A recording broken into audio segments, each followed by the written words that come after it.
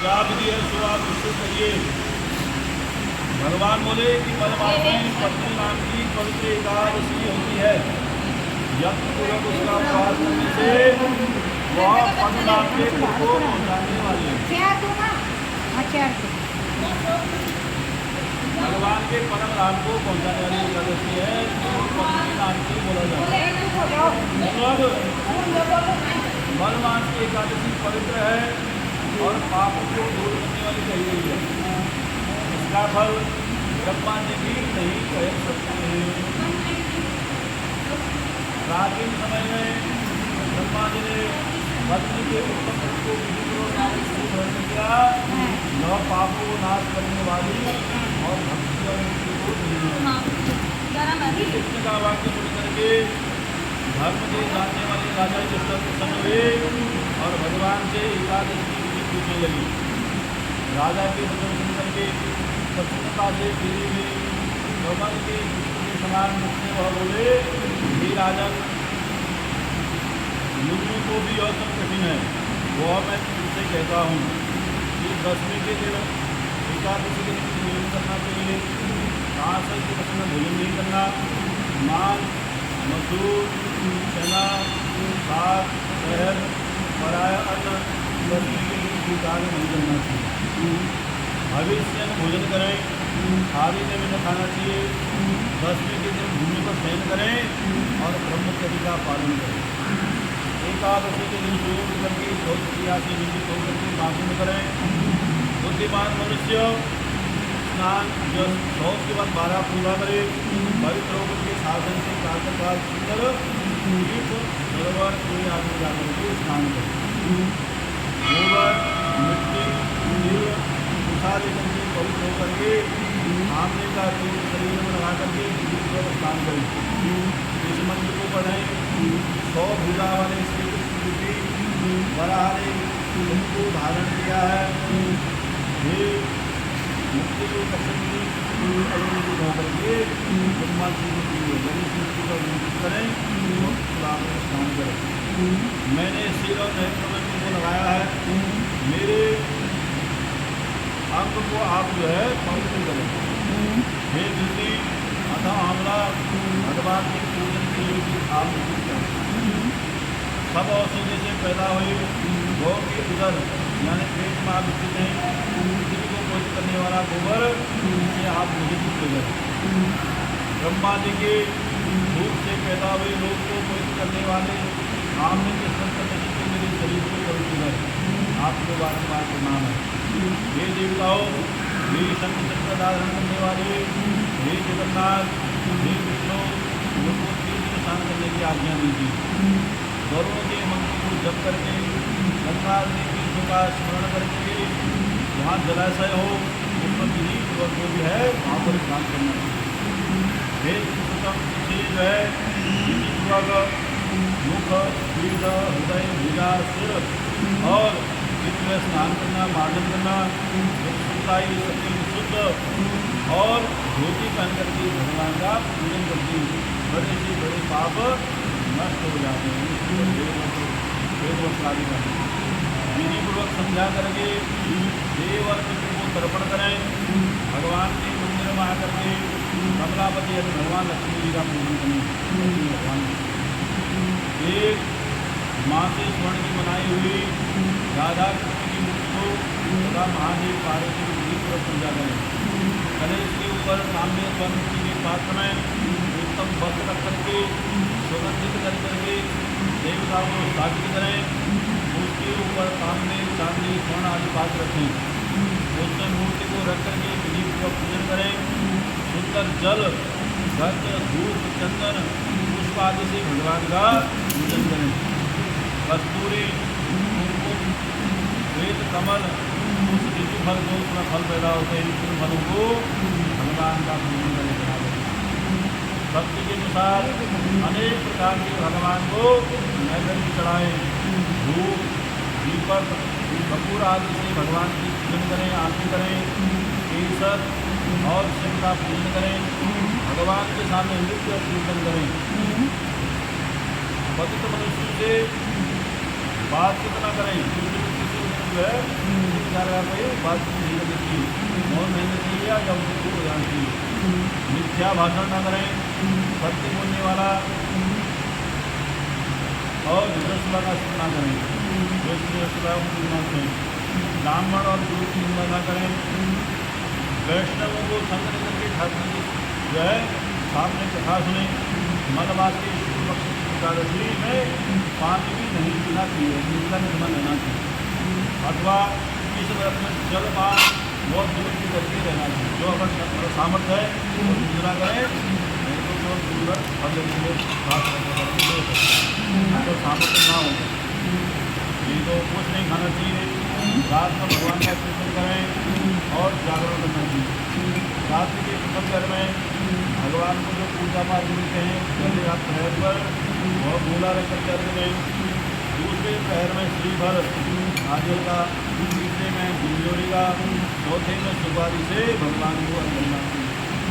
विशेष करके भगवान को नारायण से पूजन करें। प्रथम पहर के जागरण में यज्ञ का पुण्य फल प्राप्त हो जाता है। दूसरे पहर के जागरण में वाजपेयी यज्ञ का, तीसरे पहर में अश्वमेध का और चौथे पहर में राजसूय यज्ञ के बराबर फल प्राप्त हो जाता है। इस व्रत से अधिक ना कोई पुण्य है, न कोई इससे बड़ा कोई व्रत है, न इससे कोई मध्या है और न इस व्रत से कोई बड़ा तप है। इतना बड़ा इसका तप है। जिस मनुष्य ने एकादशी व्रत कर लिया उसने किसी भी एक पुण्य सब तीर्थ सब क्षेत्र में स्नान का दर्शन प्राप्त कर लिया। इस प्रकार सूर्योदय तक जागरण करें, सवेरा होते अच्छी तीर्थ में जाकर के स्नान करें, ये घर पर आकर पहले कही हुई विधि से भक्तिपूर्वक भगवान का पूजन करें, फिर उत्तम ब्राह्मणों को भोजन करावें, कलश आदि सामग्री और केशव भगवान की प्रतिमा का विधिपूर्वक पूजन करके उस कलश का और उस मूर्ति का सामग्री का ब्राह्मणों को दान करता है। जो मनुष्य इस विधि से व्रत करता है उसको मुक्ति देने वाले का यह फल प्राप्त हो जाता है। ये अनुभव मलवास के शुक्ल पक्ष की जो एकादशी उत्पन्न विधि पूछी और मैंने कही, यदि तुम जो प्रसन्नता से मन में एकादशी का व्रत करता है उसे सब व्रत मानो करणीय है। मलवास के शुक्ल पक्ष की एकादशी की भी यही विधि है जो शुक्ल पक्ष की विधि है, जिसका नाम पद्मिनी है, उसका नाम परमा है और सब पापों को नाश करने वाली है।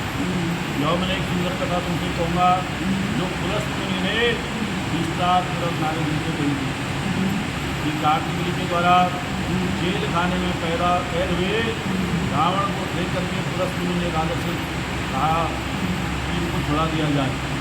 इस आश्चर्य को सुन करके दिव्य रूप नारद जी भक्तिपूर्वक पुलस्त मुनि से पूछने लगे कि इंद्र समेत सब देवता जिस रावण ने जीत लिए उस मृत्यु कुशल रावण को कार्तिक ऋषि ने कैसे जीत लिया।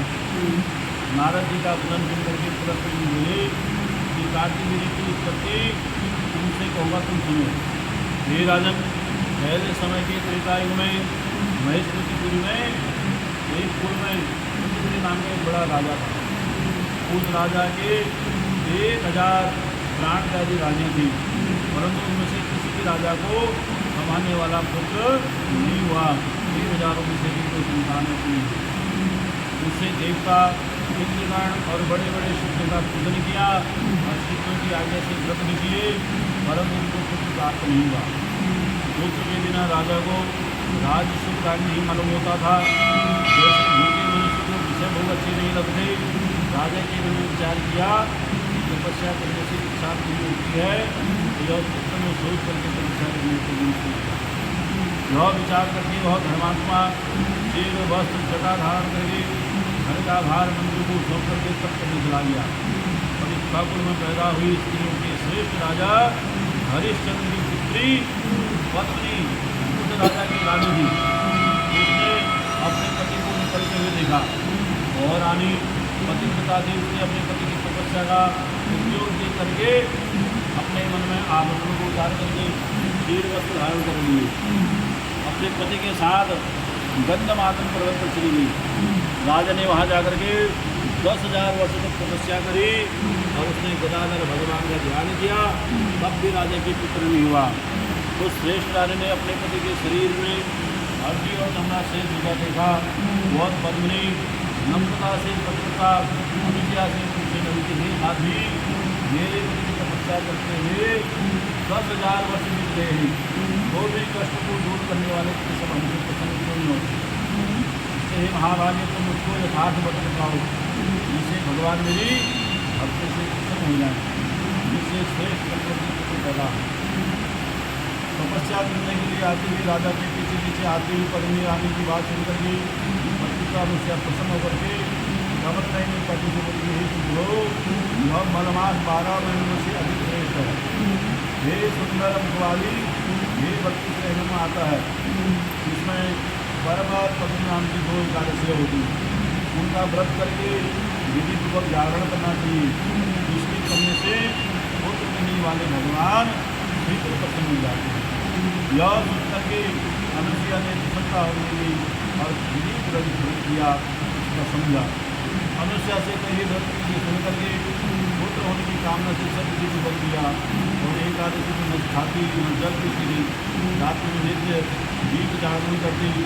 व्रत पूर्ण होने पर केशव भगवान से शीघ्र प्रसन्नता हो गई और गरुड़ में बैठ करके स्वयं भगवान बोले कि हे सुंदरी, जो कुछ भी वर मांगना है मांगो। जगत के रक्षक भगवान का यह वचन सुन करके पद्मिनी बड़ी प्रसन्न हो गई और मन में मुस्कान करके बोली कि हे प्रभु, मेरे पति को बहुत बड़ा वरदान दीजिए। पद्मिनी ने वचन सुनकर प्रिय बोलने वाले कृष्ण भगवान प्रसन्न हुए, बोला कि हे बच्चे, तूने मुझे प्रसन्न किया है, जैसा मल मास मुझे प्यारा है वैसा दूसरा कोई और मास मुझे प्यारा नहीं। उसने सुंदर एकादशी को विशेष दी है। हे सुंदरी मुखवाली, सुंदरमपुरी वाली, जो एकादशी का व्रत किया है, जैसा कि अनुसुईया ने तुमसे कहा, इससे मैं तुम पर प्रसन्न हो, तुम्हारे पति को मैं इच्छा अनुसार वर दूंगा। यह कह करके संसार को दुख करने वाले भगवान राजा से बोले कि हे राजन, अपनी इच्छानुसार जो वर मांगना हो वह मांग लीजिए, राजा ने तुम्हारी कामना सिद्ध होगी। और तुम्हारी जो रानी है उसने जो है तुम्हारी कामना के लिए जो कुछ नहीं करेंगे। भगवान विष्णु का वचन सुनकर के राजा बड़े प्रसन्न हुए, जिसको सब लोग नमस्कार करें ऐसा बड़ी भुजा वाला पुत्र मांगा। हे जगत के स्वामी, हे मधुसूदन, को छोड़ करके देवता, मनुष्य, नाग, दैत्य, दानव, राक्षस, ये कोई जिसको न जीत सके ऐसा पुत्र मुझको प्राप्त हो, जो अजीता हो, उसको कोई हरा ना सके। राजा के ऐसे कहने से बहुत प्रसन्न हुए और यह कहते हैं भगवान अंतर धारण हुए प्रसाद से। राजा भी रानी समेत हर्षपूर्वक प्रसन्न हो गए। इस राजा ने तब पत्नी के शरीर में केवल हड्डी रहेगी थी और अपना हस्तपुष्ट हो गया, इसलिए उसे हमने अपने नगर नाम की।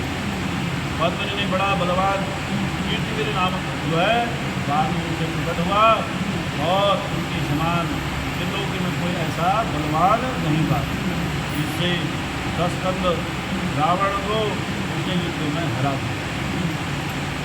जब रावण हार गया, चक्रमाणी गदाधर भगवान ने कि सिवा त्रिलोक उसे जीतने के लिए कोई दूसरा समर्थ नहीं था, केवल भगवान से ही वो जीत सकता है। मलमास के प्रसाद और पद्मिनी के उपवास से उसने रावण को जीत लिया, जिससे तुमको दुश्मन नहीं करना चाहिए। देवताओं के देवता भगवान ने महाबली पृथ्वी को दिया है, ऐसा कहकर कृष्ण जी प्रसन्न होकर के चले गए। श्रेष्ठ कृष्ण बोले कि तुमने जो बलमास की एकादशी की व्रत उठा था वह मुझे कह दिया। जो मनुष्य को करेंगे वो भगवान के परम धाम को प्राप्त हो जाएंगे। जो तुम इच्छानुसार फल चाहते हो और तुमको इस व्रत को करने मानसिक प्राप्त हो जाएगी। हे केशव का दर्शन करके हनुमान बहुत प्रसन्न हुए और अपने भाइयों को संग लेकर के सूर्य जी बोले कि हे द्विजो, पहले तुमने जो एकादशी का व्रत किया था वो मैंने परम पवित्र व्रत को कह दिया, अब तुम्हें क्या सुनने की इच्छा है। इसके लिए से जो मनुष्य भक्ति से मरमास की एकादशी का व्रत करेंगे और जिसने सुख देने वाली शुक्ल पक्ष की एकादशी का व्रत किया है वह मनुष्य इस लोक में बड़ा ही धन्य है।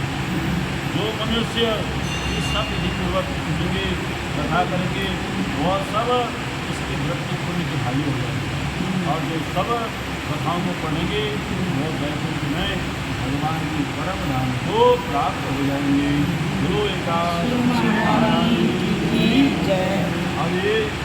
एकादश जो अभिभक्त मंत्र हैं उनको उत्पन्ना मोक्ष